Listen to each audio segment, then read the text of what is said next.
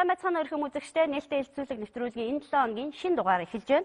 За тэгэхээр өнөөдрийн хэлэлцүүлгээр бид Монголын залуучууд өнөөдөр гэсэн сэдвийн хүрээнд ярилцгаална. За энэ ч чанараараа бас бид залуучуудын төлөөлөл болсон зочдтойгоо урьж ирүүлсэн байгаа. Мөн залуучуудын асуудлаар одоо холбогдож ажилладаг яг мэрэгжлийн байгууллагуудын төлөөллийг бас урьж ирүүлсэн. Ер нь бол өнөөдөр нийт хүн амын 34.9% буюу 3 сая иргэний одоо сая гаруйг нь бол манай залуучууд эзэлж байна. Тэгэхээр энэ их одоо нийт хүн амын 3/1-ийг эзэлж байгаа залуучуудынхаа асуудлыг өнөөдөр бид яах аргагүй ярих ёстой. Залуучуудын маань өмнө эрүүл мэнд, боловсрол, одоо нийгмийн харилцаа, хөгжил юу гэдгийг тийм ээ маш олон тулгымдсан асуудлууд бол байгаа нь бол тодорхой.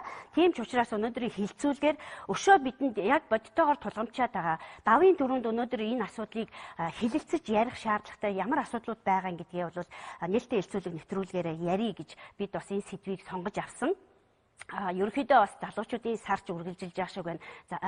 Хичээл сургууль эхлэх гэж байна. Яг одоо энэ оюутан залуучууд гэдэг юм уу, эсвэл сургуулаа төгссөн ажлын байран дээр гарах гад ажил амьдралынх нь одоо яг байдал одоо бас шийдэгдэх гэж байгаа энэ торгон мөчид бас сэдвээ бид нэр сонгож авсан учиртай. Тэгэхээр хэлэлцүүлгийг бол би шууд одоо залуучуудын төлөөллөөс эхлэнэ гэж бодож байна. Яагаад гэвэл өнөөдөр Монголын залуучуудын өмнө ямар асуудал тулгамж байна гэдгийг та нар маань эхлээд тооцох хэрэгтэй байна. Тэгэхээр энэ мэргэжлийн албаны хүмүүс сонсоод, үзэгчид бас сонсоод хамгийн гол нь ийм асуудал байгаа юм гэдгийг мэдэх шаардлагатай. За ингээ эхний залуугаас эхлэе.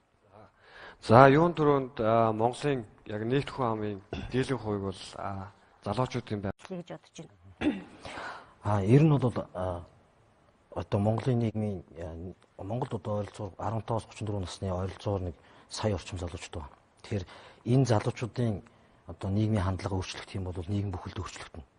Тэгэхээр эдгээр одоо залуучуудын нийгмийн хандлагыг өөрчлөх, нийгмийг зөв одоо урайлан дуудах, эерэг зөв хандлагаар нийгмийг сэнгэлэхэд бол залуучууд үүрэг маш үүрэгтэй байна. Тэгэхээр би одоо жишээл залуучуудын энэ одоо олон нийтийн байгууллага ч юм уу маш олон жил ажиллаж байна л та. Тэгээд үеийн үед залуучуудын ярьдаг гол сэдв юу байсан бэхээр энэ залуучуудын чиглэлээр төрөөс гарч байгаа тодорхой бодлогууд маань эмсэгчтэй байх ёстой. Энийг хэрэгжүүлдэг одоо тодорхой субъект засгийн газрын бүтц байх ёстой гэдэг юм одоо яриа байнга явагддаг гэсэн л та. Тэгэхээр энэ удаагийн ярьдаг боловч одоо тэр нь бий болоогүй л байгаа. Энэ удаагийн засгийн газар бол анх удаа залуучуудын чиглэлээр үйл ажиллагаа явуулдаг агентлаг байгуулсан. За агентлаг аваад агентлагийн ажлыг эхлүүлэхдээ бид юунаас эхэлсэн бэхээр залуучуудын хөгжлийг дэмжих тухай хуулийг маш олон жил бас эртний нийгмийн байгууллагууд хилцчихсэн энэ хуулийг одоо аль бие сур хууль болгож гаргах чиглэлээр нэлээд ажилласан. За хуулийн үндсэн концепц бол яг нөгөө залуучуудын сая залуугийн асуудаг ярианы гол сэдэв байна. Хууль маань 2018 оны 1-р сарын 1-ээс хэрэгжиж эхэлнэ. Тэгэхээр энэ хуулийн яг гол концепц бол яг л энэ залуугийн ярьдаг яриа. Өөрөөр хэлбэл залуучуудыг нийгэмд идэвхтэй оролцуулахын тулд яаж урамшуулах юм, ямар одоо сэтэл гарах ёстой бэ гэдэг энэ хуулийн гол үзэл санаа суулсан. Уучлаарай алтан сектор. Өмнө нь хууль эрх зүйн ийм орчин байгаагүйгээс шалтгаалаад энэ одоо яг саяны залуугийн ярьсан юм орхигдоод байсан гэж та хэлэх гэж байна уу? Шулуухан гэлээ тийм. Өөрөөр хэлбэл Монголын засгийн газар 2005-аас 2015 он хооронд залуучдын хөгжлийн үндэсний хөтөлбөр гэж хөтөлбөр баталсан. За энэ хөтөлбөрийг хэрэгжүүлээд 15 оноос хойш залуучдын чиглэлээр төрөөс баримтлах бодлого төр тасалдсан байсан. Тэгээд анх удаа одоо залуучдын хөгжлийг дэмжих тухай хууль гэдэг хуулийг улсын хурлаар батллаа шүү дээ. Тэгэхээр энэ хуулийн гол үзэл санаа юу вэ нөхөр? Одоо шил залуучууд нийгмийн тусдаа хөдөлмөрт оролцоход одоо сайн дурын ажлыг хийхэд яаж үнэлэх юм? Энэ үнэлгээг яаж урамшуулах юм гэдгийг жишээлбэл журамлна. Одоо гэр бүл хүүхд залуучдын хөгжлийн газраас энэ журмыг боловсруулж байна. Өөрөөр хэлбэл сайн дурын ажил хийгээд энэ нь нийгэмд тусдаа болоод нийгмийн сэтгэлгээг өөрчлөхөд тодорхой үр гүйцэтгэжүүл энэ хүүхдийг дараагийнх нь ажилд ороход нь ямар одоо шалгуураар дэмжих, энэ нь яаж давуу тал болох юм бэ гэдэг дээр энэ хууль жишээл маш чухал үр гүйцэтгэх гэж бид харж байгаа. За тэгэхээр 2005-аас 2015 онд үндэсний хөтөлбөр хэрэгжиж дууссан тий та бас сая хэллээ. Энэ үндэсний хөтөлбөрийн үр шимийг бид ер нь амсаж чадсан юм уу? Үндэсний хөтөлбөртэй байсны үр дүн гэж байгаа юу? За хийн хариулах манай зочдоос. Хөтөлбөр ямар юм байсан? 15 онд дууссан л да. Гэхдээ 10 жил хэрэгжсэн үндэсний хөтөлбөр биш. Тэгээд энэ хөтөлбөрийн хүрээнд ямар ажил хийсэн залуучдын төлөө? Залуучдын талаар төрөөс өрөмжлөх бодлогын үндсэн үзэл санаа бол 4 асуудал төр төвлөрж исэн. За нэгдүгüүрт бол залуучдын хөлбөмбөр эрхлэлтийн асуудал. За яг энэ хөтөлбөр байсан хүрээнд залуучдын хөлбөмбөр эрхлэлтийн чиглэлээр хөлбөмбөрийн биержүүд ажиллаж эхэлсэн. Хөлбөмбөр зөрчлийн ажлууд бол энэ үеэс эхэлсэн. Одоо хувийн гэдэм үү. За 90-ийн нийгмийн байгууллагын нэрш хөдөлмөрийн биржүүд Монгол улсын хэмжээнд 4-5 хөдөлмөрийн бирж залуучдыг цагийн ажлын байр зуршлаад жишээлбэл ажиллаж байгаа. За энэ хөтөлбөрийн хүрээнд энэ асуудал шийдэгдсэн. За энэ хүрээнд хөтөлбөртэй байснараа тийм. За энэ хүрээнд залуучдын эрүүл мэндийн чиглэлээр бас тодорхой өнцгүүд гарсан. Өөрөөр хэлбэл одоо оюутнуудын эрүүл мэндийн наатгалаас эхлүүлээд олон асуудлууд энэ хөтөлбөрийн хүрээнд шийдэгдэж ирсэн тухай үед. Тэгэхээр хөтөлбөрийг олон улсын шинжээч дүгнээд ер нь бол залуучдын хөгжлийн чиглэлээр явсан үндэсний хөтөлбөрийн үр дүн бол сайн байна гэж үзсэн. Одоо нэг аливаа хөтөлбөр дуусахаар нөгөө тайлан мэдээлэл хийдэж штэ. Тэгэхээр сайн уу те? За тэгэхээр яг саяны хоёр одоо жишээлбэл дөрвөн асуудлаас та хоёрын жишээ татаж ярьлаа л да. Хөдөлмөр эрхлэлт өнөөдөр нийт төгсөгчдийн гэдэг юм уу төгссөн оюутнуудын хувьд ярил л да. Нилээдгүй их байгаа шүү дээ. 2-2.5 жил төгссөн залуучууд бол ажилгүй лаз хөшлөл гудамжинд явж байгаад туршлагатай гэдэг үгнээс ч болдгийм үү, юунаас болдог уу, ямар ч гэсэн эсвэл тухайн ажлын байранд тавьж байгаа шаардлагыг манай төгсөгч оюутнуудын авсан боловсролын хэмжээ хангадгүйч гэдэг юм уу. Ингээд мэдээж олон шалтгаан байгаа байх. Тэгэхээр би яг нямдаа даргаыг бас хэлэх байх гэж бодож байна. Яг энэ хөдөлмөр халамж, хөдөлмөр эрхлэлтийн асуудал дээр энэ бас үүргээ биелүүлэх тал дээр залуучуудыг яг хөдөлмөрийн юугаар хангах энэ бодлого ер нь зөв явж чадсан уу концепцийн хувьд? Ер нь бол засгийн газар асуудлыг шийдэхдээ ямар асуудал байгаа вэ? Энийг яаж шийдэх гэж. Хөдөлмөр эрхлэлтийн чиглэлээр 6 хөтөлбөрийг хэрэгжүүлдэг. Үүний нэг нь залуучуудын хөдөлмөр эрхлэлтийг дэмжих. Ганц залуучдын хөдөлмөр эрхлэлт биш. Хөгжлийн мэргэжлэлтэй иргэдийн бас л залуу хөгжлийн мэргэжлэлтэй. Дээрээс нь малчтын хөдөлмөр эрхлэлтийг дэмжих гэдэг юм. Ахмадаас бусад бүх хөтөлбөрүүд нь бол залуучууд бүрэн хамрагдах боломжтой ийм хөтөлбөрүүдийг өнөөдөр хэрэгжүүлж байгаа. Бид бүхэн зүгээр одоо юу гэдэг чинь тоо утгаар нь 2/2-ын нэмээд 4 гэдэг шиг асуудлыг яриаг. Одоо сая таны хэлжээдэг дөнгөж 2.5 жил ч юм уу 2 жил сураад мэргэжлийн боловсролын сургуулийг төгсөж байгаа залуучууд бүгд сайн биш. Бүгд муу биш гэдэгтэй адилхан ажил олгогч төр төгсөж байгаа тэр залуучууд би 2.5 төгснөхийн дараа тийм хугацаанд ажилгүй явж байна гэж хэлсэн. Тэрийг бол би зүгээр юу гэж хэлэх гэж байна вэ гэхээр энэ нь бол судалгааны тоо байдаг. Ихтэй сургуульд төгсөгчдийн 30 орчим хувь нь бол ажлын байрд одоо зуршлагдж байна. Мэргэжлийн боловсрол сургалтын байгууллагыг төгссөн нийт оюутнуудын нэг 70 орчим хувь нь ажлын байртай байна гэж. 70 гэдэг нь одоо нэг 68%-ийг хэлдэг. Тэгэхээр одоо юу гэдэг чинь энэ бол мэргэжил сонголт яаж хийж гинэ гэдгээс тухайн иргэн тухайн залуучуудын өөрсдийнх нь хувь хүний сонголт ирээдүйд төгсөөд ажилдаа байх үгүй юу гэдгийг бол шийддэг. Тийм учраас энийг нь бол одоо манай залуучууд бас бодох ёстой. Ийм асуудлууд бол бий. Дэлгэрүүлээд ярьж болно. За өнөр баяр төрийн нарийн хэлэх үү те саяны яг нөгөө хөдөлмөр эрхлэлтээр. За хөдөлмөр эрхлэлтээр сая нямдаа даргын зүйл дээр нэмж хэлэхэд бол ер нь бас хэдийдэн тоо статистик хэлээ л да.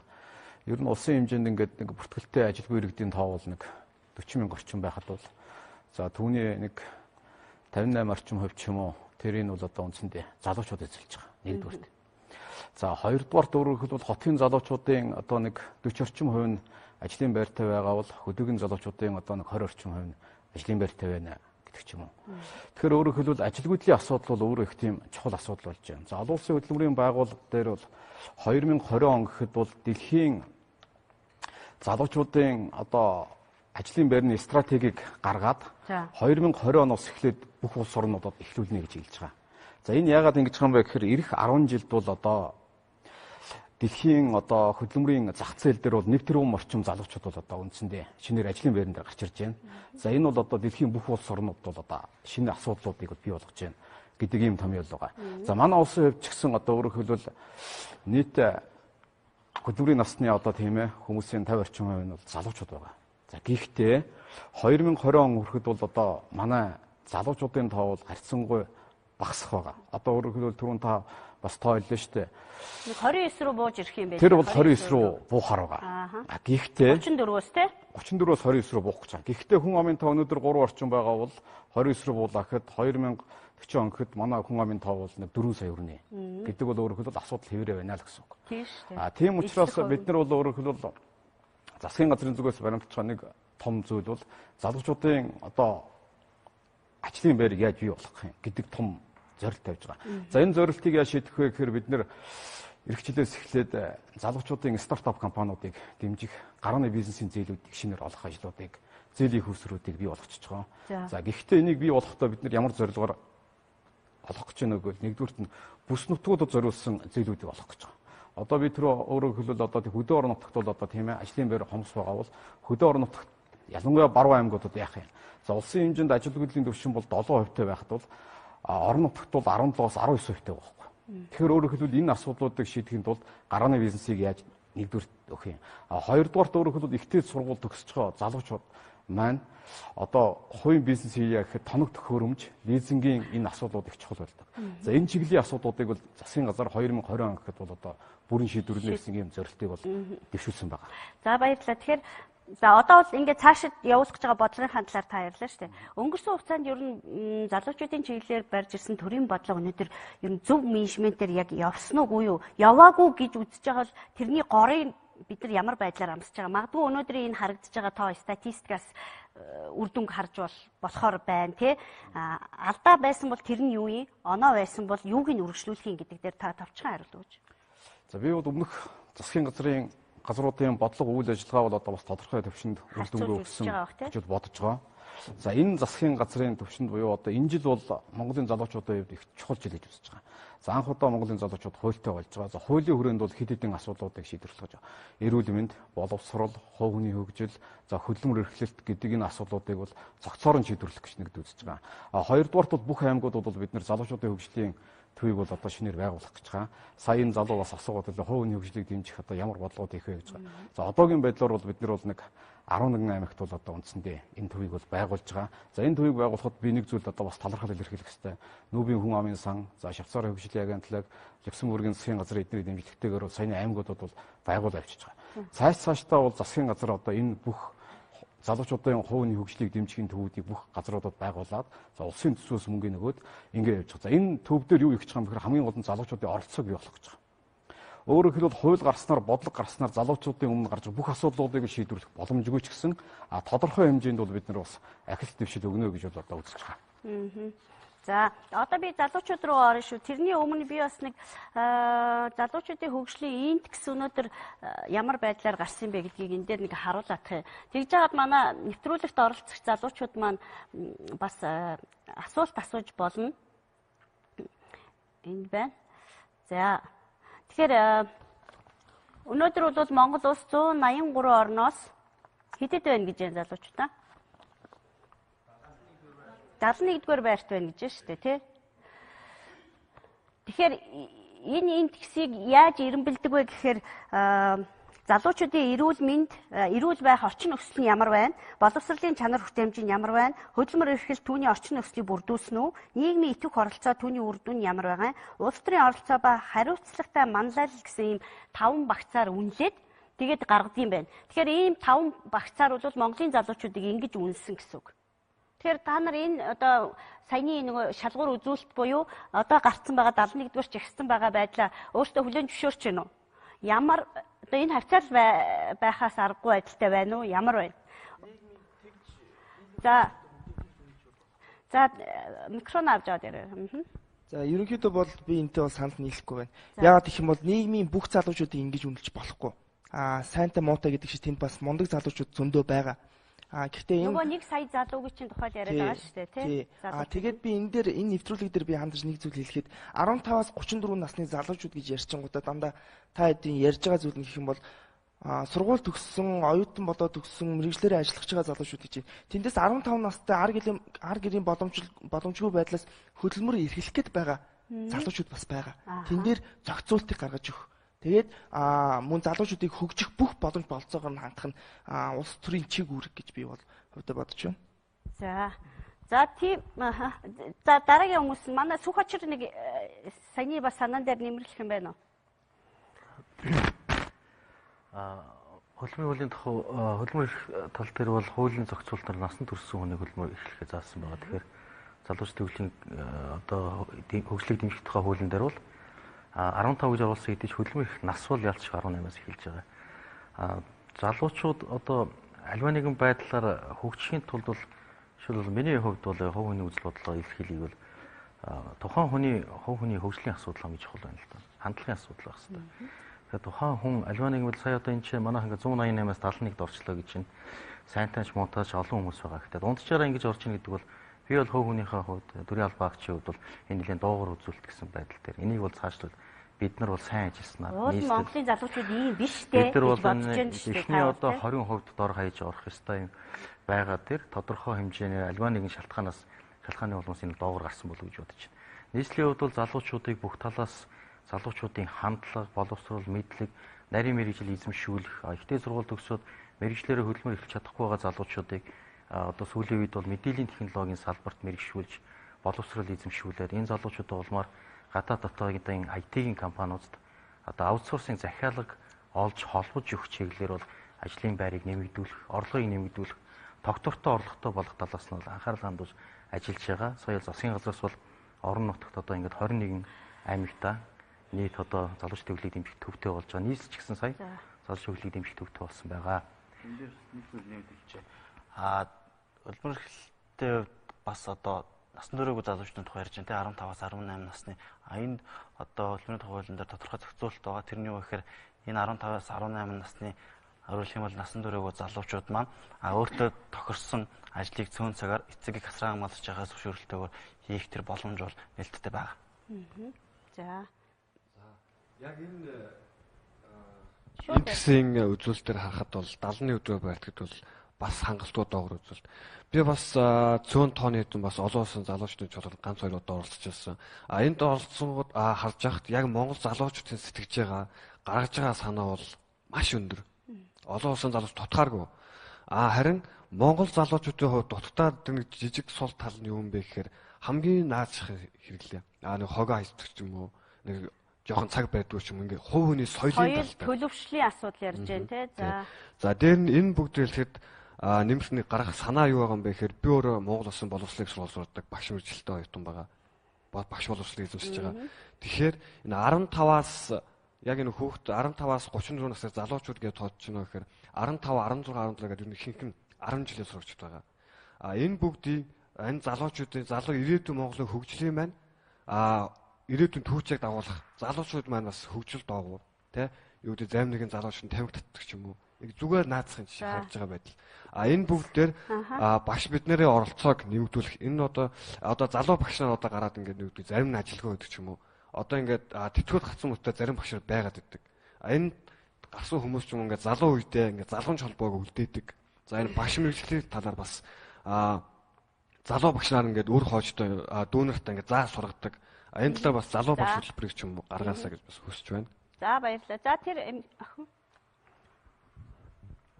За сайн байцгаана уу? За тэгэхээр дүнгийн сая бас эрүүл мэндийн талаар ярьлаа л та. Тэр бас нөгөө эрүүл мэндийн хичээл хатсан байгаа шүү дээ, тий. Энэ тал дээрээс мэдээлэл өгөөч. Яг тэр эрүүл мэндийн хичээл чинь бус хүүхдүүдэд илүү их мэдлэг төгөн хор тусчаас гарах дээрээс нь одоо ингээл цувдаатай асуудал чинь тий хүчирхийлэл гэж энэ гэр бүлийн хүчирхийлэл энэ бүгнээс эрүүл мэндийн хичээл бас хамгийн их хэрэгтэй зүйл байх гэж бодож байна. Тэгээд эрүүл мэндийн хичээлийн талаас жоохон яриад өгөөч гэж хүсэж байна. За би амар зайгаас яриагаа эхэлчихэж бодож байна. Ерөнхийдөө Монголын залуучдын эвсэл гэхээр мэдээж залуучуудын чиглэлтэй үйл ажиллагаа явуулдаг төрийн бус байгууллагуудын эвсэл баг те их хүчтэй байгууллага гэж би ойлгоод байна л да. Илүү энэ одоо залуугийн ярьж байгаа тэр төлөвшөл, соёл, хандлага, нийгмийн оролцохдоо яаж оролцож байгаа эдгээр бол Монголын ирээдүйг тэр хандлагаараа хөгжлийн ерөнхийдөө яаж авч явахтай бас хамааралтай асуудал учраас энэ ер нь зүгээр хүн болгон математикч болдгоо бүгдээрээ эцэг их болдог гэдэг шиг бүгдээрээ энэ нийгмийн нэг түүчээ болсон залуучууд юм чи эдний энэ яг яриад байгаа энэ асуудал хамгийн сайн одоо инженер болохоосоо илүү чухал асуудал юм шиг байгаа. Тэгэхээр энэ талаас нэг ямар байна одоо яг? Яг бидний байр суурь юу вэ гэхээр асуудлыг ингээл ерөнхийдөө эрүүл мэндийн асуудал хэцүү байна, боловсролын асуудал хэцүү байна, тий хөдөлмөрийн эхлэл гэдэг ингээд салбар нь салгаад яриад байвал дуусахгүй тий. Тэгээд яг иргэний нийгмийн залуучуудын баримталдаг манай байгууллагууд одоо игнэндээ 30 гаруй төрийн бас байгууллагатай яг цэвэр залуучуудын чиглэлээр үйл ажиллагаа явуулдаг байгууллагууд байгаа тийм. Тэгээд бидний байр суурь юу вэ гэхээр ерөнхийдөө бол асуудлыг ингээл томоор нь хараад яриад ах юм бол дуусахгүй. Яг ямар өнцгөөс харж байгаа вэ гэхээр оролцоо чухал юм байна гэж байгаа.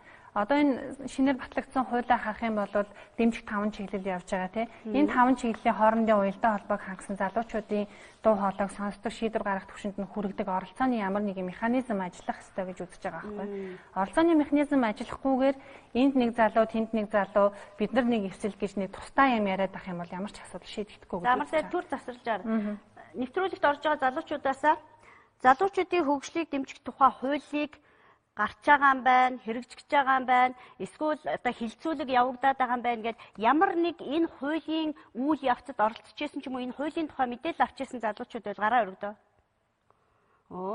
За яг 50% тал байна тий. Тэгэхээр бас оролцоо бол ямарсан ийм хууль гарах гэдэг юм байна, ямар хууль, ямар санкцтай юу гарах гэж байна, миний эрх шиг хамгаалсан юм байна уу, эрх үүрэг нь яаж юм гэд бас оролцсон хүмүүс байна гэж ойлгож байна. За. Тэгээ хууль батлагдах үйл явцын хувьд бол аль болох ингээд залуучуудаа оролцуулах гэж хичээсэн иргэний нийгмийн залуучуудын донд хэлэлцүүлэг өрнүүлсэн гэдэг процессыг бол мэдж байгаа.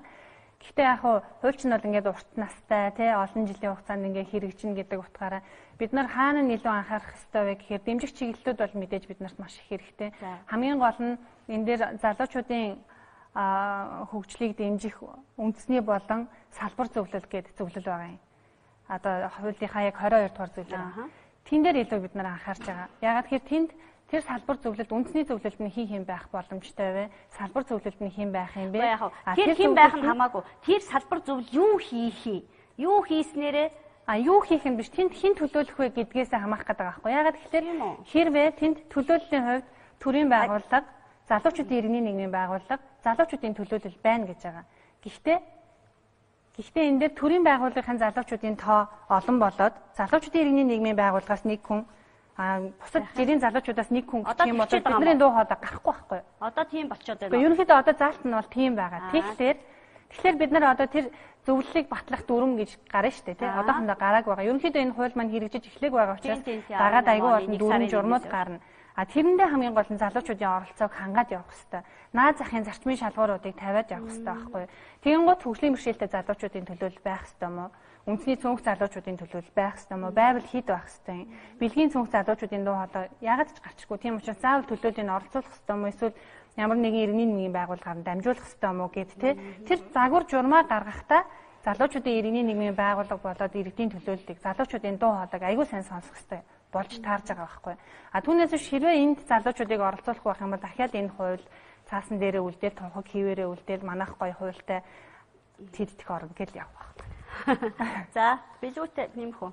За, залуучуудын асуудал гэдээ ярихлаар мэдээж одоо энэ зөвхөн Монгол улсад тулгамдаад байгаа асуудал биш, дэлхийн нийт өөрөө энэ хүндрэлтэн тулгамдж байгаа асуудал. Яагаад тэгэхээр залуучуудад нийгэм тулгамдж байгаа тэр асуудлууд нь одоо ирээдүйн тухай яригддаг. Тэгээ өнөөдөр 183 улсаас 71-р байр гэдэг бол бид бол алтан дундаж дээр явж байгаа маа гэдэг ойлголт байгаа. Тэгээд хамгийн чухал зүйл бол залуучуудын хувьд оролцоо чухал. За, иргэний нийгмийн байгууллагууд, Монголын залуучуудын холбоо гэдэг энэ одоо байгууллагууд бол залуучуудын оролцооны хамгийн том хэлбэр. Тэгээ энэгээрээ дамжуулаад төр засагт бид нар дуу хоолойгоо хүргэх, өөрсдөө тулгамдж байгаа асуудлаа шийдвэрлэх одоо тэр мэдээллийг хүргэх шаардлагатай. Танаа Монголын залуучуудын холбоо бол үндэсний хэмжээнд үйл ажиллагаа явуулдаг шүү дээ. Тэгэхээр яг одоо оролцоо жишээлбэл танаа дээр одоо очоод байнгын одоо харилцаа холбоотой тасралтгүй үйл ажиллагаа явуулах тал дээр манай залуучууд бас ямар алдаа гаргаад байдаг вэ?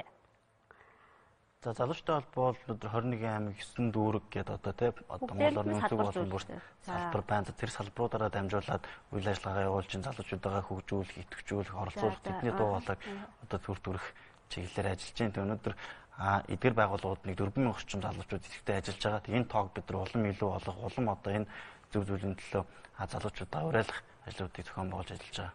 1 сая залуу байгаа шүү дээ. Тийм. Эдгээр залуучууд төрж ажиллах нь бол тийм. За. Бид нар юун дээр ярьж л да залуучуудын хөгжлийн индекс дээр ярьж байна. Эднэрийг бол энэ судалгааг бол бид нар өөрсдөө хийгээд бид нар 71 дээр байна гэж хэлэхгүй байгаа. Олон улсын байгууллага хөндлөнгийнхэн бусад улс орныг Монголын залуучууд бол энэ байна гэж үнэлж байгаа юм. Тийм учраас бид энэ үнэлгээг бол одоо ойлгож хүлээж авах хэрэгтэй. Гэхдээ бид нар өнөөдөр 71 дээр байна шүү 4 жилийн дараа хэд дээр очих хэрэгтэй юм бэ? 5 жилийн дараа хэд дээр очих хэрэгтэй тодорхой зорилт тавиад нэг урагшаа явах хэрэгтэй нэгд. Хоёрдугаарт би ер нь бас нэг зүйлийг бас онцолж хэлэх хэрэгтэй. Өнөөдөр залуучууд айл гэр ч гэсэн улс орон ч гэсэн бид нар өөрөөр хэлбэл нэг зүйлийг их чухалчилдаг. залуучууд бол бидний ирээдүй. Залуучууд бол улс орны одоо хөгжлийг тодорхойлогч гэдэг ч юм. Гэтэл яг үүндээ бодит байдал дээр бол Монголын залуучууд бол маш их хэврэг, өртөмтгий тийм байна. За энийг би хэдэн тоо баримтаар одоо бас хэлээ л да. Өнөөдөр өөрөөр хэлбэл нийт залуучуудын одоо 3/1 жингээ илүүдэлтэй гэдэг ч юм уу. За нийт залуучуудын маань 3/1 тийм ээ арх тамхинд одоо бас тийм ээ өртөмтгий. За өнөөдөр өөрөөр хэлбэл гэмт хэрэгээр одоо шийдэж байгаа хүмүүсийн 75% нь бол одоо 35 хүртэлх насны залуучууд байна. За өөрөөр хэлбэл гэр бүлийн хүчирхийллийн одоо 57% бол одоо тийм ээ залуучууд өртөж байна гэдэг ч юм уу. Энэ тоо баримт бол одоо өөрөөр хэлбэл бидэнд их асуудал байгааг хэлж байгаа маа.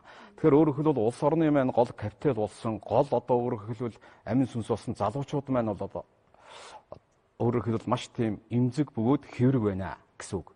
Гэхдээ энэ асуудлуудыг бол бид нэр одоо шийдэхийн тулд сая энэ хуулийн дээр заасан 5 гол зүйлийг бол одоо бид нэр заагаад өгч байгаа. Энэ хуулийн дээр заасан одоо дэмжих 5 гол чиглэлийг бол одоо эх 4 жилд тодорхой хэмжээгээр хэрэгжүүлвэл энэ индекс бол одоо мэдээж урагшлаад бид нэр тодорхой хэмжээнд ахиц дэвшил гарна гэж одоо ойлгож хүлээж авч болно. Энэ дээр бол хөдөлмөр нийгмийн хамгааллын яам бол одоо бас хичээж зүтгэл гаргана. За түрүүн одоо бас амар сайгийн хэлсэн зүйл дээр ер нь цаашдаа энэ залуучуудын хуулийн гол амин сүнс нь бол өөрөө залуучуудын оролцоо юм. Тийм учраас төр өөрөө дангаараа асуудлыг шийдэх гэхээсээ илүү аль болохоор залуучуудыг оролцуулж, залуучуудын санаачлагаар, залуучуудын оролцоотойгоор энэ асуудлуудыг шийдэх ёстой. Төр буюу одоо яамны зүгээс зөвхөн дэмжлэгд үзүүлэх ёстой. Бид нар бол ийм бодлогоор зөв бодлогыг л одоо бас дэмжиж явна гэдгийг бол одоо бас тодтогч хэлье. Тий, одоо би энд слайд гаргасан байна л да. Үзэгчтэй бас мэдээлэл өгье, нэвтрүүлэгт орж байгаа хүмүүст ч гэсэн 2016 оны байдлаар улсын хэмжээнд нийт 27,167 гэмт хэрэг бүртгэгдсэний 56.8%-ийг 15-аас 34 насны залуучууд үйлдсэн байна гэж байна. За тэгэхээр эдгээр насны залуучууд гэмт хэрэг үйлдсэн байдлыг задлан авч үзэх юм бол гээд энэ доотлолт нь ямар одоо нийгмийн ямар нөхцөлтэй хүмүүс байна вэ гэдгийг задлсан гэж ойлгож байна, тийм ээ. Тэгэхээр ажилгүй залуучууд бол хамгийн өндөр одоо гэмт хэргийн одоо үйлдэгч буюу гэмт хэргийн үйл ажиллагаанд одоо холбогдогч болж ордог ийм нөхцөл байдал. Тэгэхээр ерөнхийдөө би энэний нөгөөдлийг залуучуудаа буруутгахаас илүү залуучуудыг ийм чөлөө завтай аль нэг баар савнд ороод зүгээр л одоо нэг пивхан уугаад тэрнийхээ эцэст магадгүй ийм гэмт үйлдэл хийх хэмжээний тэрнээс өөрөөр цагаа сатаарах, өөрсдийнхөө хөгжихэд цаг заваад зориулах тэр боломж, нөхцөл, орчин, бодлого бүх юм нь зохицолгоотой биш байгаагаас магадгүй залуучууд ийм зам руу халтраад байгаа юм биш үү гэж харах гэж байгаа байхгүй юу? Тэгэхээр төрийн байгууллагын хүмүүст би юу гэж хэлэх гээд байна гэхээр ер нь манай хүүхд залуучуудын чиглэлтэй үйл ажиллагаа явуулдаг төрийн байгууллагын хамтын ажиллагаа яг ямар юм? Хүүхд залуучууд маань хаана хинт хандах юм? Би хөгжмөөрөө нь, би оролцмоор нь, би энэ ажлыг сурмаар байна, мэдмээр байна. Хинт хандах юм? Гэсэн ийм л асуулт. За сухачраас эхлэв. Нийслэлийн засгийн хэрэгжүүлэгч агентлаг, нийслэлийн залуучдын хөгжлийн газар нийслэлийн хүрээнд нийт залуучдын хөгжлийн асуудлыг эрхэлж байгаа. Залуучууд хөгжлийн төлөө тэмүүлж байгаа залуучууд хэрэг асуудал, тулгымцсан асуудал байх, эсвэл хөгжлийн талаар халиваа нэг асуудал байх юм бол манай байгууллага шууд хандаж болно. Өөрийн биеэр очиод. Өөрийн биеэр ирж уулзч болно. Манай Facebook-оор захин пэйж хийж байгаа. Удахгүй вебсайт ашиглалтанд орж байгаа. Манай газар бол үүсгэн байгууллагад одоо 8 сарын нөр үзэж байгаа. Яваад очихоор нь ямар үйл ажиллагаагаар хангах вэ? Манайх одоо ирлээхэд залуучуудын тулгамдж байгаа асуудал шууд өөрсдөө ангараа шийдвэрлэх болцоогүй бол нийслэлийн засаг захиргааны нэгжүүд мөн бол нийслэлийн засаг даргын хэрэгжүүлэгч агентлагуудтай холбож өгч байгаа. Жишээлбэл одоо өөрийнхөө дүүгийнхаа боловсролын асуудлыг шийдэж чадахгүй байгаа хүн одоо манад ирж байгаа. Залуучдын хөгжлийн газар дээр. За таны асуудлыг шийдэрлэгээ бид нар нийслэлийн боловсролын газрын ганц тулаг даргалан асуудлыг бид шийдвэрлээд эндээс нь асуудал нь шийдэгдэл хойноос нь мөрөөр нь хөөж асуудлыг шийдвэрлэж байгаа. Одоо саяхан хөгжлийн бэрхшээлтэй нэг залуу ирлээ 21 настай хараагүй залуу юм. Энэ залуу одоо манай дээр IT-ийн сургалт төлөвлөгөө зохион байгуулж байгаа. Компьютер дээр одоо өөрөө бол кийбордод цэежлэлсэн. Би бол хөдөлмөр эхлэмээр байна. Би IT-гээр сурмаар сая MNV-гээр би энэ талаар мэдээллийг авлаа гэд манай дээр хүрэлцэж ирсэн. Тэр залуутай уулзаад бид нар тэр залуугийн сурах болцоотой мэргэжлийн сонгоод веб хөгжүүлэгчийн мэргэжлээр 9 сарын 25-наас сургалтандаа бид нар хамруулахаар болсон. Тэгэхээр ийм боломж олцоонуудыг бид нар бол төрийн хувьас одоо иргэдлүүгээ чиглэсэн үйлчлэг гэдэг талаас бол бүх талаасаа дэмжлэг үзүүлж ажиллаж байгаа. За танай газар хаана байдаг вэ? Нийслэлийн залуучдын хөгжлийн газар нийслэлийн засаг захиргааны 5 дугаар байр Төв бассейны хойд талд Улаанбаатар чуулгатай байрны зүүн хойд чигүүрт Б блок гэдэг одоо зүүн хойд чигүүрт хэлж тэрний хоёр дахь нийслэлийн залуучдын хөгжлийн газар байгаа. Бид ажлын цагаар бол нээлттэй ажиллаж байгаа. Мэдээллийн технологийн салбарт залуучуудаа мэргэжүүлэх чиглэлээр солонгосын засгийн газраас тэтгэлэг санхүүжилт авч залуучуудаа холбож ажиллаж байгаа. За нэмд дарга юм хэлчихсэн үү? сая та төрийн байгууллагуудаа уялдаа холбооны асуудлаар ярьлаа. Тий.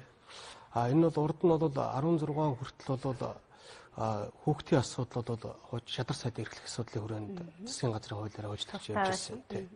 Өнөөдөр энэ 16 оноос хойш бол залуучуудын асуудал хөдөлмөр нийгмийн хамгааллын яамд ирснээр саяны бидний одоо энэ дотор яриад байгаа дэр залуучдын хөгжлийн нөгөө тооцдог бүх асуудлууд чинь нэг дээвэр дээр ороод ирсэн гэсэн үг. Нэг бодлоготой нэг чиглэлтэй явж байгаа.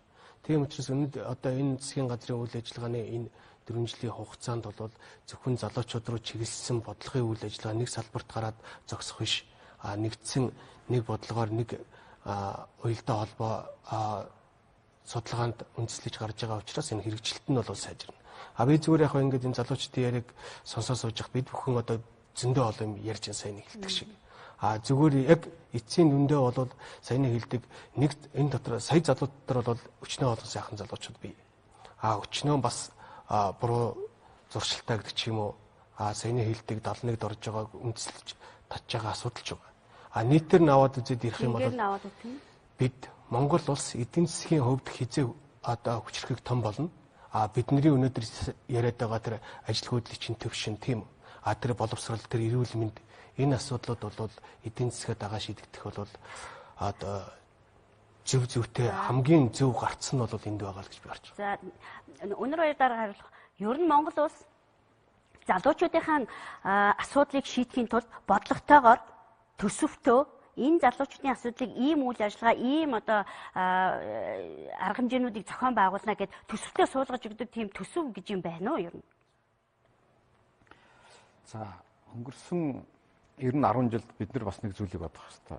Бусад улс орнууд бол одоо төсвийнхээ 5 юм уу 10% ч юм уу одоо ийм асуудлуудыг залуучуудад гэж хуульчилж өгдөг. За бид нар бол өөрөөр хэлбэл урд өмнө бол одоо тийм ээ олон улсын байгууллага юм уу одоо бусад төслүүдийн хүрээнд бол одоо залуучуудын асуудлыг одоо дэмжих ажиллагаа явуулж ирсэн. За энэ жилээс эхлээд залуучуудын хөгжлийг одоо дэмжих энэ хуулийг дагаад одоо өөрөөр хэлбэл төсөв дээр анхны том мөнгөнд дөнгүүд бол тавигдах гэж байгаа. Энэ асуудлуудыг өмнө нь ерөөсөө төсөв тусгалтдаггүй байсан. Төсөв дээр бол яг бас тодорхой хэмжээний мөнгөнд дүн байдаг ч гэсэн одоо анхны одоо том мөнгөнд дөнгүүд бол явагдах гэж байна. Урд өмнө бол өөрөөр хэлбэл тодорхой мөнгөнд дөнгүүд байдаг гэдэг нь юу гэж байна вэ? Залуучуудын одоо мөн хүүхдийн энэ чиглэлээр бол одоо тодорхой хөрөнгө оруулалтууд, тодорхой төсөл хөтөлбөрүүд, сургалтууд энэ бол байнга байсаар ирсэн. Одоо өөрөөр хэлбэл сая энэ хуулийг дагаад өөрөөр хэлбэл анхны том хөрөнгө оруулалтууд тавигдах гэж байна гэж хэлж байна. Энэ бол өөрөөр хэлбэл юугаар ойлгож байна гэхээр 21 аймагуд одоо өөрөөр хэлбэл залуучуудын хөгжлийн төв байж байна. Тэрний ажилтнуудын цалингийн асуудал, зам өөрөөр хэлбэл хөгжих, залуучууд очих тэр төвүүдийн санхүүжилтийн асуудлууд бүрэн бүрэлдэхүүнээрээ цогцоороо тавигдж байна. Дээр нь нэмээд өөрөөр хэлбэл залуучууд маань одоо яагаад ингэж гинтэр тоглож байгаа юм бэ гэвэл энэ эцсийн дүндээ бол ажлын байртай холбоотой юм. Манай яамны зүгээс бол энэ хууль хэрэгжихдээ цугтаа тэр төсөн мөнгө бүгд хэрэглэгдээд явна гэсэн үг шүү дээ. За. Энэ бас нэг энэ хуулийн хүрээнд бол одоо тийм ээ олон жилийн хүрээнд яригдсныг асуудал бол одоо оюутны цагийн хөдөлмөрийн биржийн асуудал юм уу? Энэ бол анх удаага одоо бүр хуучлагдаад аль биесээр болж байгаа. За энэ дээр ямар зүйл байгаа вэ гэхээр 100-аас дээш ажилтнтай одоо тийм ээ аж ахуйн нэгжүүдийн 5 орчим хувьд бол одоо оюутны цагийн ажлын одоо байрыг хангах тийм тогтолцоо бий болгож байгаа. Бид нэр энэ дээр одоо аж ахуйн нэгжүүдтэйгээ одоо хамтарч ажиллаад энийг бол одоо ирэх хавраас ихэд илүү бодиттойгоор болоо явуулдаг. Дээр нь нэмээд энэ хуулийн бас нэг гол амин сүнс нь бол тийм ээ залуучуудын одоо очих төвүүд, за номын сангууд, за насан туршийн боловсролын төвүүд гэдэг ч юм уу ийм зүйлүүдийг бол одоо бүх аймаг дүүргүүд одоо байгуулж өгөх залуучууд тэргээр өөрөө орж гардаг ийм чиглэл рүү нэгдүгürt явж байгаа. Хоёрдугаар засгийн газрын үйл ажиллагааны мөрөөдлөгч байгаа энэ хуулийн дээр ч байгаа нэг зүйл бол залуучуудын одоо стартап компаниуд тэгээд дээр нь залуучуудын одоо өөрөөр хэлбэл стартапыг дэмжих тийм төвүүдийг байгуулах асуудал байгаа. За анхны төвүүд бол одоо ингээд байгуулагдаад эхэлсэн. Та бүхэн бол одоо бас зарим газрууд очиж үзэх хэрэгтэй. Тэн дээр бол интернет болоод бусад бүх үйлчлэгнүүд нь дижин цогцоороо ингээд одоо бол явж байгаа гэж. За баярлалаа. За манай залуучуудаас. За орой минь түргэе. За би энд бол яг Завхан аймгийн цагаархан сумын нэг залуугийн асуусан асуултыг та бүдээс асуумаар байна л да. Залуу гэр бүл ингэж ирж байгаа. Ингээд хүүхдээ яг бидрийг аав ээж минь өсгөж хүмүүжүүлсэн тэр аргаар хүмүүжүүлэх гэсэн чинь болохгүй байна. Тэгвэл би одоо тэр хүүхдээ бага насны хүүхдээ яаж өсгөж хүмүүжүүлэх вэ? Энийг одоо ингэж өөрийгөө хөгжүүлэхийн тулд би хэн хандах вэ гэж байна. Тэгэхээр яг засаг захиргааны анхан шатны нэгж дээр залуу хүн энэ залуучуудын хөгжлийг дэмжих тухай хуулийг шимийг хүртээ өөрийгөө хөгжүүлэе гэж байгаа бол яг хэн хандах вэ? сум дээр, баг дээр тэр залуучууд, тэр багийн малчин залуу яг өөрийгөө яаж хөгжүүлэх юм, хинээр дамжуулж хөгжүүлэх юм гэдэг дээр хариулт томоор. За тий. Үндэсний хэмжээнд. За залуучдын хөгжлийн дэмжих тухай хуулийн гол одоо сая амар зэш бас ярьлаа. Юу гэхээр энэ оролцооны тухай асуудлууд дээр хамгийн гол чухал зүйл үгээр залуучууд одоо шил би яг тэр хүүхд хүмүүжлийн тухай асуудлаар би ярий. Гэр бүл хүүхд залуучдын хөгжлийн газар дэлхийн зүүн олон улсын байгууллагатай хамтраад хүүхдэд хүмүүжүүлэх эерэг арга гэдэг нэртэй, хүүхэд бүт гэдэг нэртэй, хүүхэд бүрт гэсэн нэртэй одоо аппликейшн байгаа. Тэрийгээр орохоор хүүхдийн насны онцлог, тэр хүүхдэд хүмүүжүүлэлтэд яв анхаарах уу гэдгийг заагаад өгсөн аппликейшн үн төлбөргүй байж байгаа. Тэгээ тэрийг одоо тэр Завхан аймгийн хүүхдүүд телевизээр залуу гэр бүл маань харж байгаа. Тэрийг авч үзээд одоо шилбэл 1-2 настай хүүхдийг хүмүүжүүлэхдээ юуг анхаарах вэ гэдэг жишээл харж эхлэх нь тийм үү. Энэ бүгдийн цаана юу одоо энэ бүгдийг нэгтгэж ингэж ярихаар юу вэ нөхөр залуучдын хөгжлийн дэмжих тухай хууль яагаад энэ бүх одоо олон яриануудыг нэгтгэж гарч ирсэн хууль вэ гэхээр хамгийн чухал зүйл бол залуучууд үзүүлж байгаа үйлчлэг гэдэг юм аягүй тодорхойлох хэрэгтэй. Тодорхойлох хэрэгтэй. Жишээлбэл юу гэхээр за залуучуудад энэ нийгмийн одоо стресс бухимдлыг тайлгаж сэтгэл зүйн зөвлөгөө гэдэг үйлчлэг байхгүй шүү дээ. Байгаа нь жоохон төлөвтэй хотод бол хаяа нэг газрууд байгаа жишээлбэл. Гэтэл залуучуудын хөгжлийг дэмжих тухай хууль одоо хүүхд хамгааллын тухай хууль ч гэдэг юм энэ хуулиудаар одоо анх удаа сэтгэл зүйн зөвлөгөө үйлчлэгийг үн төлөвтэй болгож эхэлж байгаа. Өөрөөр ингээд эхлэхээр сэтгэл зүйчд маань өөрсдөө иргэдэд үйлчилчээд тэрнийхээ одоо үн төлбөрийг авах боломжтой. Сэтгэл зүйн зөвлөгөөг тэр баг дээр байгаа иргэн авах боломжтой юу? Тухайн малчин маань за яг аппликейшн бол тэр сум дээр интернет орчинд байгаа залуучууд л аппликейшн ашиглаж юм байж. Гэтэл яг тэр малчин залуу малынхаа захад явж байгаа тэр залуу бас хүүхдээ хүмүүж тэр өөрөө бас хөгжмөр байна. Тэр яг анх шидний нэгжид одоо яг энэ гэр бүл залуучдын хөгжлийн газрыг хариуцсан ажилтан ч юм уу байгаа юу? Одоо сум дээр жишээлбэл тий. За. Би бас нэг зүйлийг тодтогч хэлэхэд манай хөлбөр нийгмийн хамгааллын яамны харьяа ажилтнууд, нийгмийн ажилтнууд бол Монгол улсын бүх сум суурин газар бол бүгд байгаа. Тэн дээр бол тодорхой мэдээлэл зөвлөгөө авч олно нэгдүгээр. Хоёрдугаарт энэ залуучуудын тухай хуулиар би одоо бас нэг зүйлийг онцолж хэлэхэд хэвлэл мэдээллийн хэрэгслийн байгууллагууд за үндэсний хэмжээний телевизүүдтэй хамтраад залуучууд болоод хүүхдүүдэд зориулсан одоо ийм хөтөлбөр, нийтлэл, нэвтрүүлэг, заавар зөвлөгөө өгсөн ийм хөтөлбөрийн агуулгуудтай байна гэдэг энэ хуулийн дээр тусгаж өгсөн юм. Бид нар бол одоо эрхчлээс хавуулаад ингээд үндэсний телевизүүд одоо бусад юунууд дээр яг зөвхөн телевизүүдээс мэдээлэл авдаг одоо энэ малчд гэдэг чинь энэ хэсгүүдэд зориулсан яг ийм зорилт бүлгийн мэдээллүүдийг одоо системтэйгээр бол одоо өхөр манай яам бол одоо бэлтгэж байгаа. Тэгэхэд тэр мэдээллүүдээс бас тодорхой хэмжээний зүйлүүдийг одоо бас авч болох юм. За. Амар зэ. Тэгээд сая малчин залуугийн асуудал гэж яригдчих шүү дээ. Тэгмээ дахиад би нөгөө өмнө ярьжсэн сэдв рүү л орох гээд байна л да. Тийм оролцоон дээр нэмэх нь одоо түншлэл гэж ярих гэдэг. Түншлэх хэрэгтэйгээд залуучуудыг дэмжнэ. Залуучууд бол төрөөс ямар нэгэн дэмжлэг хүртэгчтэй одоо халамжлуулаад халамж хүртээ сууж идэг субъект биш. Харин өөрсдийнхөө асуудлыг өөрсдөө мэддэг. Тэрэндээ дуу хоолойгоо хүргээд төрөөс дэмжлэг авахгүйгээр тийм шийдвэрлэхийн төлөө явдаг.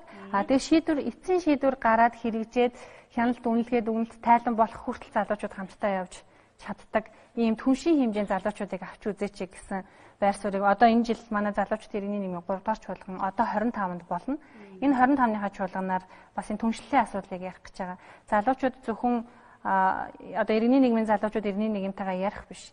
Төр иргэний нийгмийн байгууллага залуучууд тэгээд тэр түрүүний ярьсан стартап хийдэг залуучууд гэдэг юм ингээд түншилж ажиллах юм бол асуудлаа дундаа тавиад ярих юм бол хин хинийгээ шүүмжлэх байр суурнаас биш яг энэ асуудал байна энийг одоо шийдий гэдэг байр суурнаас бүгдээрээ адилхан шийдэх байр сууж авах биш тийм. Тэгээд ярилцах юм бол асуудал шийдэгдэнэ гэж үзээд байгаа байхгүй. Тэгэхээр бид нартай түншлээч гэдэг санааг бас гаргаж ирж байгаа. Маш зүйтэй. За баярлалаа. Микрофоноор бит орлоо дээш нь болгоч юм. За би нэг санал хэлэх гэсэн. Одоо яг энэ залуучуудын яг нийгэм сэтгүүлсэн асуудал бас яг тулгамдж байгаа асуудал яг нэг хэлбэр байхгүй юу? Одоо сая бид нар ярьлаа шүү дээ. Одоо гэмт хэрэгт холбогдох ч юм уу, одоо эсвэл тэр хорт зуршил, за сүүлийн үед одоо нөгөө нэг интернет, сошиал ертөнц хөгжснөөр одоо амьд харилцаа ингээд одоо өвлөгдөж ин дутагдж ин гэдэг юм уу? Яг энэтэй холбоотой нэг санал хэлэх гэсэн. Яг нэгдсэн үндэсний байгууллагаас яг тодорхойлсон одоо залуучуудад өсвөр залуучуудад хэрэгтэй яг амьдрах ухааны чадвар болох 13 модуль хичээл гэж байгаа. Тэгээ энэний яг нөгөө нэг сургалтынхны гарын авлагууд бүгд бэлэн болцсон. Одоо яг ямар төвшөнд явж байгаа гэхээр нөгөө залуучууд хөгжлийн төв эсвэл нөгөө нэг насан туршийн боловсролын төвийнхаа кабинетуудаар дамжуулж одоо яг цөөхөн хэсэгт яг хүргэж чадаж байгаа байхгүй энийг яг тэгэхээр энийг яг судалж үзээд яг ерөнхий боловсролын сургууль, ихтэй сургуулиудын хичээлийнх нь програмд оруулж өгөөч. Ингэж болтгоо юм. Олноороо судалдаг болохгүй гэж байна. Одоо тэр яг 13 модуль хичээлийг яг та бүхэн өөрсдөө ингэж судлаад үзэх юм бол маш чухал чадварууд байгаа. Одоо стрессийг хэрхэн зохицуулах вэ? Харилцаа холбоо яаж тогтоох вэ? Бухимдлаа яаж тайлах вэ? Төвөр бухимдлаа яаж тайлах вэ? За бэлгийн боловсрол, гэр бүл төлөвлөлт гэд яг энэ их чухал гэдгийг л одоо хэлэх гэсэн. Тэгээд та нар одоо залуучуудын холбоо ч юм уу эсвэл залуучуудын хөгжлийн газрынхан энийг яг харж агаад илүү тийм юу болгож өргөн хүрээнд болгож өгөөч. Энэ бол их хэрэгтэй зүйлээ. Алтан секретарь за уучлаарай. Энэ охины яран дээр яг гарч байгаа юм. Амьд харилцаа. Тэгэхээр бид нар залуучууд гинтл зүгээр нэг залуучууд 15 юм 25 та залуу гарч ирээгүй шүү дээ. Багаасаа гэр бүлийн орчинд хүмүүжил төлөвшөөл гарч ирсэн. Тэгэхээр гэр бүлийн хүмүүжил төлөвшөл суурилсан тийм одоо төлөвшлийн гэдэг юм уу энэ ч одоо ирээдүйн залуу эмэгтэй бэлтгэж байгаа гэдэг тэр одоо концепц юм хэр байдгийн бол тоо. Одоо яриад байгаа залуучуудын асуудлыг гэр бүл дотроос нь багаас нь авчираад тавих юм бол тэндээс юу эхлэх ёстой юм гэдэг л санаа яриад. Яагаад энэ одоо энэ газар гэр бүл хүүхд залуучдын хөгжлийн газар гэж энэ асуудлыг бүгдийг гэр бүлийн одоо малгаан дор оруулж байгаа бол үзэл санаал тэр. Саяны охины асуусан яриагаар бид нар тэр 17 модулыг сайн мэдж байгаа. Тэгээд манай залуучдын хөгжлийн газрынхан маань тэрийг онлайн болгоод e-book болгоод интернет тавьсан байгаа. Залуучууд үзэж болно. Аль бие сурамшууд одоо боломжтой гэр бүл хүүхд залуучдын хөгжлийн газрын Facebook хаягаар ороод үзвэл бүх залуучууд үзэхэд нээлттэй байгаа. Тэр 17 модулын хувьд бол 13 модуль тийм үү. За одоо бид нар яг бас дахиад би хуулийнхаа тухай ярих гэдэг. Ягаад гэхээр энэ бүх үзэл санаанууд энэ хуулийн дээр нэг үндэсний сайн сууж өгсөн. Ягаад гэхээр одоо бид нар гэр бүлийн одоо боловсрол олгох гэр бүл төлөвлөлтийн тухай хичээлүүдийг энэ хуулийн дээр Ерөнхий улсын сургуулийн ахлах ангийнхан за ихтэй сургуулийн эхний курсийнхэн зайлшгүй үзэх сургуульд одоо оруулж байгаа. Тэгэхээр одоо жишээлбэл манай газар дээр энэ гэр бүлийн хичээлийн модуль нь одоо жишээл 3 цагийн агуулгатай үйл ямар байх юм? Нэг кредитийг хавьвал хэр хэмжээг хамаарах юм? Төр сургалтын дээр заавал одоо жишээл нэг цагаар гэр бүлийн мөслийг болохтой яаж болохыг гэдэг дээр одоо зөвлөх үйлчлэгнүүд аваад хийгдэд явж байна. Хамгийн гол зүйл би зүгээр одоо нэгэнт ярьж байгаа зүйлийн цаана агуулга юу вэ нөхөр яг үнийг хэлээд энэ залуучуудын маань одоо ч биднэрт хүүхдүүдийн асуудал жишээл яригдж байна л да. Жишээл 108 гэх хүүхдийн хүчрхийллийн утас үүдий. Тэр утсан дээр өнгөрсөн хугацаанд бид нар туршилтын байдлаар хамгаалах байрны үйлчлэг үзүүлэлт явахад гэртээ хаягдсан хүчрхийлэлд өртсөн 100 одоо 1-2 сарын дотор 153 хүүхд дамжин гарлаа. Эдгээр хүүхдүүдийн гэр бүлийн асуудлыг ингээд аваад үзэхээр энэ хүүхдүүдийн бараг 80% нь 35-аас доош насны залуу гэр бүлийн хүүхдүүд байна. Энэ юу гэж хэлж байгаа нөхөр хүүхд одоо өөрөөр хүүхдэд хайрлахгүй байна гэдэг энэ логик өөрөө одоо өөрийгөө хэрхэн авч үзэх вэ гэдэг логиктой шууд зөрчилж харагдаж байгаа. Өөрөөр хэлбэл бид нар үнэхээр энэ хүмүүжлийн асуудлыг хүүхдэд хүмүүжүүлэх тухай асуудлыг гэр бүлийн төлөвлөлтийн асуудлыг маш олон жил орхитуулсны хор гавнууд гарч байгаа хгүй. Тийм учраас энэ хуулийн хүрээнд за залуучдын талаар төрөөс баримтлах бодлого энэ хүрээнд яг энэ гэр бүл төлөвлөлтийн асуудлууд гэр бүлийн орчин нөхцөлд хүүхдийг хамгаалах тухай асуудлуудыг нэлээд гүнзгий тавьж хийж эхэлнэ.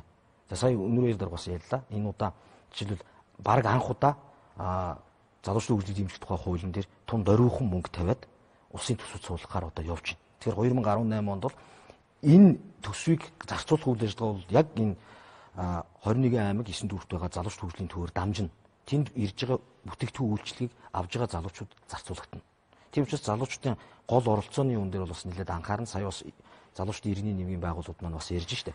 Оролцоо хамгийн чухлаа гэж. Тэгэхээр энэ бүх салбаруудыг нэгтгэсэн энэ үндэсний зөвлөл маягийн зохион байгуулалт маань өөрөө бид ч бас цаашдаа анхаарыг олон улсын одоо олон байгууллагуудын төлөөлөл залуучдын бүх одоо үзэл санааг нэгтгэсэн тэднийг илэрхийлдэг одоо бүлгүүдийн төлөөллийг оруулах чиглэл дээр бас нэлээд анхаарах шаардлагатай байна гэж байна. За өнөр хоёр төрийн нарийн. Ганцхан юм дуудах хэлээ. Саяны охины асуусан асуултыг нь хуулийн дээр юу гэж томьёолсон бэ гэхээр Ерөнхий боловсролын сургууль, ихтэй сургууль, мэргэжил сургуультай үйлдвэрлэлийн төв, насан туршийн боловсрол олгох төвүүд болон багш бэлтгэх сургалтанд яг энэ хичээлийн агуулгыг заана гэж хуульчилчихсан. За энийг өөрөөр хэлбэл хөдөлмөр нийгмийн хамгааллын яам болон боловсрол сошиалгын спортын яам хамтраад хэрэгжүүлнэ гэдээ хуулийн дээр заасан байна. Бид нэр эх жилээс боловсролын яамтай ирээд яг энийг хуульчлаад тэгээ сая алтан цог дарга хэлснээр насан туршийн боловсрол үйл ямар байх юм? Мэргэжил сургалт үйлдвэрлэлийн төвийн хичээлийн агуулгат үйл ямар хэлбэр агуулгаар байх юм? Бүгдийг ингээд заагаад яваад өгнө. Тэгээд бас тодтогч хэлье. За манай оролцогч охин бас асуултандаа хариулт авсан учраас их талархлаа илэрхийлж ах шиг байна. За. Хүмүүсээ боловсролын цаар ярьлаа шүү дээ тий. Тэнгүүтээ надад нэг юм санаа байгаа байхгүй юу? Одоо яг хуу ерөнхий боловсролын сургуулийн хүүхдүүдийг мэрэгжил сонголт тий. Тэн дээр тулгуур яг хуу эдийн засгийн одоо болох хүсэлтэй хүүхдүүдийг нэгтгээд за багшлах мэрэгчтэй хүүхдүүдийг нэгтгээд тэгээ яг тэр сургуулиас нь тийм одоо яг хүн авчираад сургалтандаа бүр дэлгэрэнгүй мэдээлэл өгвөл бас тэр хүүхдэд илүү тусгах гэж бодож байна. Тэгэхээр яг бус сургууль яадаг нэг экспо ордон шүү дээ тий. Мэрэг сонголтын экспо гэх.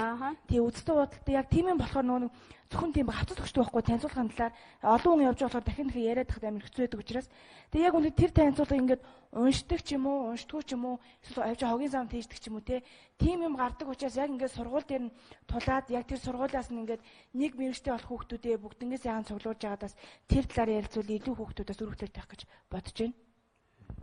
За. За нэмдэ.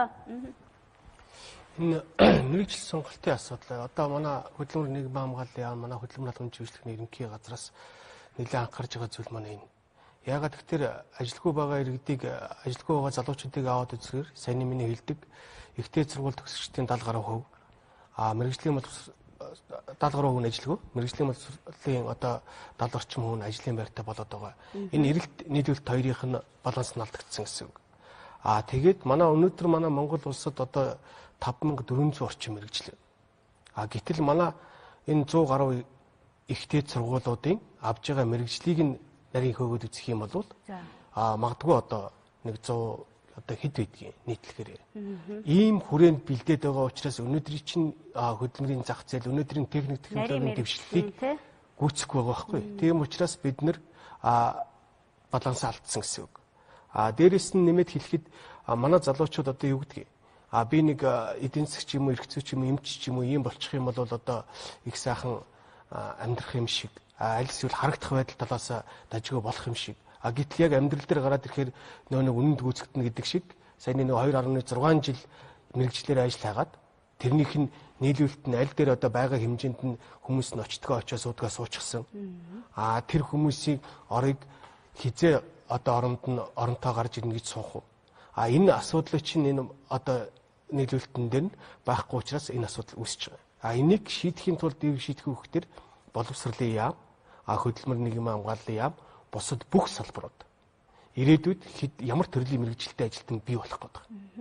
Өнөөдөр чойрд одоо жишээ нь эрчим хүчний өндөр том цэгтгай станц баригдаж байгаа бол өнөөдөр тээзүүн гарахад 14 жилийн дараа ашиглалтанд ороход энэ чиглэлийн ямар нарийн мэрэгжилтэй цахилгааны инженер байна уу? Бүр илүү нарийн. Тэрийг тэгвэл яг тэрнтэйг л хамт энэ явах юм бол энэ алдаа гарахгүй гэсэн. Тийм. Тэгэхээр ер нь бол баялагийг бүтээгч нь хинбэ гэд би зүгээр баялаг бүтээгч гэд ярьдэн шүү дээ тий. Яг нөхөн үржихүүн насны хөдөлмөрийн насны энэ залуучууд бол нийгэмд өөрсдөө баялгаа бүтээж идэг. Гэхдээ тэр баялагийг хууль ч юм уу, эдийн засаг ч юм уу мэрэгчлээ хүн байлаа гэд нэг бүтээд гэж би бодохгүй л да. Магадгүй илүү инженерчлэлийн салбар юм уу, эсвэл мужаан ч юм уу, үсчин юм уу, одоо цахилгаанчин, гагнуурчин гэд мэрэгжил байна шүү дээ. Тэр чинь л Монгол улсыг хөгжүүлнэ. Тэр чинь л нөгөө нарийн мэрэгжлийн гэд байгаа нь уул нь бол тэнд л хамаг утга учир нь байх шиг байгаа. Тэгээ тэрийг болохоор нөгөө том аврын машин барьдаг одоо нөгөө нарийн ангиллын жолоочийг бол баг нөгөө хар ажилтан гэдэг нөгөө хандлага нь өөрөө зөв байх хэрэгтэй байхгүй юу? Тэгэхээр нөгөө чанартай амьдралыг бий болгохын тулд ямар мэрэгжил эзэмшүүл би амьдралаа хинээс тутахгүй авч явах вэ гэдгийг бас залуучууд маань бодмоор л санагдаад байгаа л да. Нэмдээ дарга ярин дээр нэмэхэд. За тэнд. За хөдөлмөр эрхлэлтэй холбоотой боловсролын байдал яг холбогдно. Тэгэхээр сая таны хэлдэгтэр бол 100% би санал нийлж байна. Мэдээж бид нар стартапуудыг хөгжүүлнэ гэдэг нь бас нэг хэсэг. Цаана цаад марс залуучууд, ажилгүй байгаа залуучууд бүгд стартап болж чадахгүй гэдэг нэг. Тэгэхээр энэ дээр юу харагдах вэ гэхээр түрүүнээс 2.6 жил гэдэг ингэж байна. Тухайн ажлын байран дээр тогтвортой байх болцоо. Нэг талаасаа бид нар ажил эрхлэгчийн тухай ярьж байгаа боловч цаанад ажил олгогчийн асуудлыг бас бид нар анхаарахгүй болохгүй. Жишээ нь би сая нэг кейс хэлье. Сарын 500 мянган төгрөгийн цалинтай. Гар дээрээ бол нэг залуу ярьж байгаа байхгүй. Гар дээр бол 260 мянгаыг авдаг гэж. Чи яагаад энэ бага цалин авч байгаа юм бэ гэхээр. Эхэндээ бол манай захирал над эхний 2 сар бол цалингаа бүтэн өгсөн. 2 дахь сараас нь эхлүүлээд гоочсон. Тэгээд одоо юу гэдэг чи ажиллаа хийж чадахгүй байна. Ямар нэг шалтгаан хайсараад 20% дэх ч юм. Ингэсээр байгаас үлдээвэр цалин. Би ийм байдалтайгаар 3 ажил солилоо. Тэр би энэ ажлын байран дээр бол нэг ажлын байран дээр бол нэг үсрэг нэг жил болж байна. Тэгээд өөр ажилд ордог. Тэгэхээр манай дарга нар бол яадаг вөхөр олон залуучууд байна. Тэг ингээд бүр нэг мөлжигч байдлаа болцсон. Нэг залуучуудыг нэг жил ажиллуулаад тэгэл ингээд хайдаг.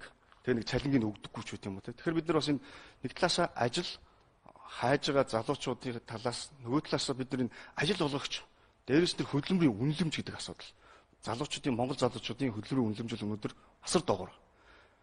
Солонгос тийм учраас Солонгост хамгийн доотлын одоо юу гэдэг үнэлэмжтэй ажлыг бид тэнд очиход биднэртээ бол хамгийн өндөр болчиход байгаа байхгүй.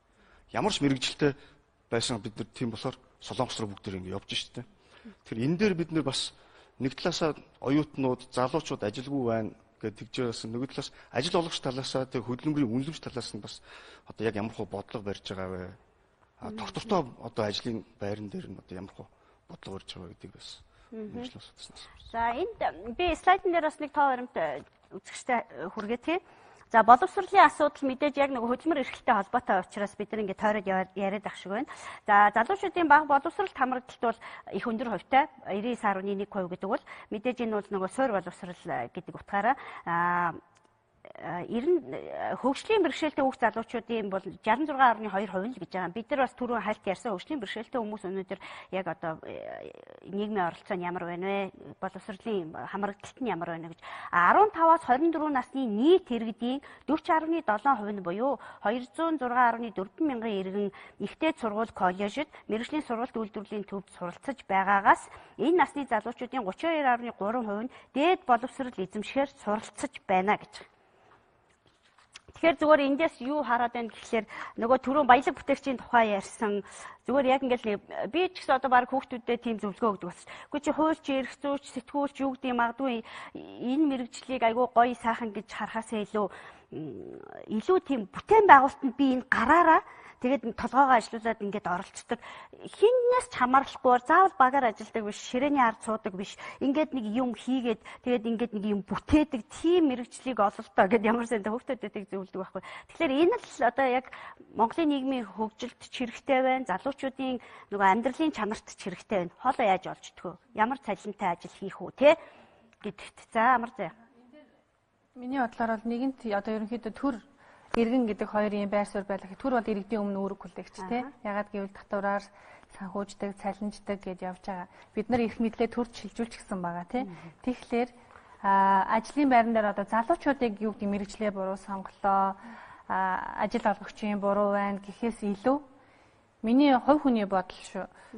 Одоо ингээд гарааны нөхцөлийг тэгшитгэх бодлого.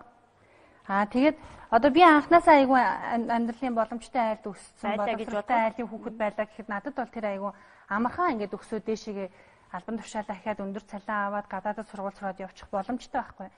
Гэтэл би өнчин өрөөсөн ч юм уу те эдийн засгийн боломжтой байж байгаад эдийн засгийн боломж муутай байж байгаад сайн сургуульд нь сурч чадахгүй ингэж явсаар агаад жирийн нэг ажлын байран дээр бас нэг өөр те. Тэгэхээр энэ гарааны нөхцөлийг тэгшитгэх энэ ялгаатай байдлыг арилгах нь өөрөө төр бодлогоор зохицуулах боломж биегүй тийм. Тэгэхээр энийг бол би илүү нэг залуучуудаа буруутгаж ярихаас илүү төрийн бодлого дутуугийнх юм уу, төрийн бодлого хааны газраа гажсных байхал гэж хэлмээр санагдаад байна. Тэгэхээр энэ дээр ямар нэгэн байдлаар анхаарч ажиллах хэрэгтэй байхал. За өнөр баяр төрөнөр. За би одоо жишээлбэл өөр дээр залуу хүний хувьд өөр дээр ярил л да. Одоо 97 онд 10 дугаар төгсөөд хуур авахд бол хүүхдүүд бол надад одоо тэр сургууль юм уу тэр мэрэгчлэр хийсэл би ямар хичээлдээ араа гайгүй лээ. Тэр одоо өөрөөр хэлбэл чиглэлээрээ хуур авах магадaltaй гэдэг өөрөөр хэлбэл үндслэр асуудал хандсан. Одоо ч гэсэн өөрөөр хэлбэл юу 10 дугаар 12 дугаар төгсөж байгаа хүүхдүүдийн маань ихэнх нь би ямар хичээлээр сайн тэр чиглэлээр явна гэж явж байгаа. За бид нар бол энэ дээр бодлого хийгээд ямар бодлого хийх гэж байгаа вэ гэхээр хөдөлмөр нийгмийн хамгааллын манай харийн агентлагууд нийлж хаад бид нар бол ер нь эрх хичээл 2 дугаар анги төгсөж байгаа хүмүүстэй дандаа сургалтууд ихээр зохион байгуулалт юмуд хийж байгаа. Тэр нь бол юу вэ гэхээр ирэх 10 жилд ямар мэрэгжил Монголын зах зээл дээр одоо өөрөөр хэлбэл үнэлэгдэх юм. Ирэх одоо өөрөөр хэлбэл 5 жилийн дараа одоо ямар чиглэлийн мэрэгжлүүд илүү их цалин хангамж нь ямар байх юм. Харьцуултуудыг эднэрийг одоо өөрөөр хэлбэл бүх 12 дугаар ангийн хүмүүсд тэгш мэдээлэлээр хангуул. За би одоо өөрөөр хэлбэл 4 жилийн дараа сурахад бол ажлын байрны зах зээл ийм байх юм байна. Цалин хангамж нь ийм байх юм байна. Энэ гарааны тэгш боломжуудыг бол одоо энэ холбогдох газарууд бол төрийн зүгээс бол хангалттай сайн хийж өгнө. Энэ бол хуулийн хийх ёстой үндсэн үүргээ. Энэ чиглэлээр бол бид нэр бас сайн ажиллах болно гэдгийг бас тодтогч хэлье. За баярлалаа. Өнөөдрийн нээлттэй хэлэлцүүлэг нэвтрүүлэг ерөнхийдөө өндөрлж байна. Өнөөдөр бид Монголын залуучууд өнөөдөр гэсэн сэдвийн хүрээнд боловсрол, эрүүл мэнд, одоо хөгжил, ажил эрхлэлт тийм ээ ингээд олон асуудлыг хамарч ярьлаа.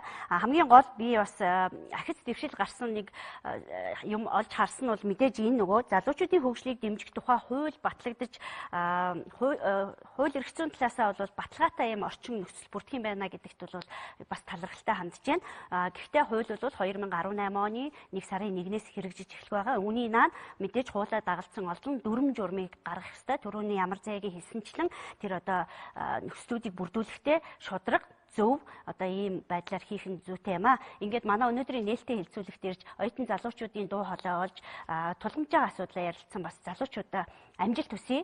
Цаашдын ажил хөдөлмөр бүх зүйлээ зөв төлөвлөж сайхан амьдрах баха гэж бас бодож байна. Ингээд албаны бас их сурвалжууд ирж манай өнөөдрийн нэвтрүүлэгт хариултаа өглөө. Та бүхний ажилд амжилт хүсье. Дараагийн нээлттэй хэлэлцүүлгээр уулзъя. Баяртай үзэгчтэй.